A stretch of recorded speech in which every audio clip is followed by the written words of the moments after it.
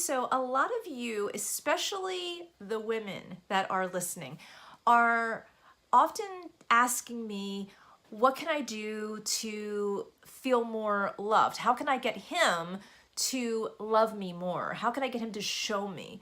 So I call this devotion in motion.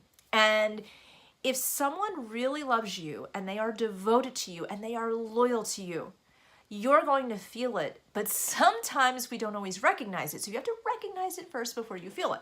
So number one, look at all of the different ways that someone might express love.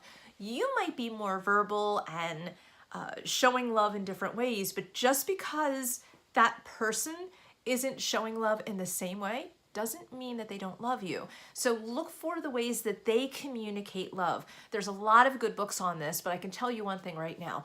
Look at how they were with you in the very beginning of the relationship. If in the beginning of the relationship, they were more prone to talking to you about you or giving you gifts and things like that, look at how that translates into long term. Now, of course, you might not be getting gifts all the time, and every conversation might not be about you, but you got used to that. And that's something that you fell in love with. So are you looking for that infatuation stage? And if so, you need to be honest with yourself. Who doesn't love getting gifts and having all of the conversation based on them and all of the compliments and all of that? I get it. But here are ways that sometimes men will continue that in a devotional way that you might start to feel like, you know what, I get it. So if you're with someone who is, whether they're the primary financial person or not, if you're with someone who is helping you to take care of your stuff, whatever that is, whether it's your bills or letting you live in their home, or they're taking over your payments, or they're just helping you with rent, whatever it is, if they're financially contributing in any way, shape, or form to your life, even if it's boring, like the electric bill or something, that's a form of gift giving and devotion, okay?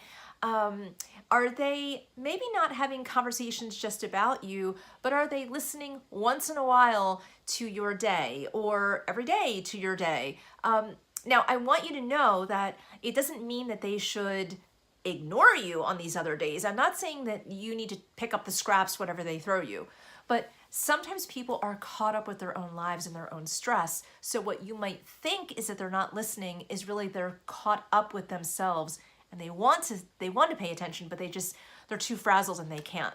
So don't always assume that when someone's not listening to you, it's because they don't want to listen to you. Sometimes they just can't.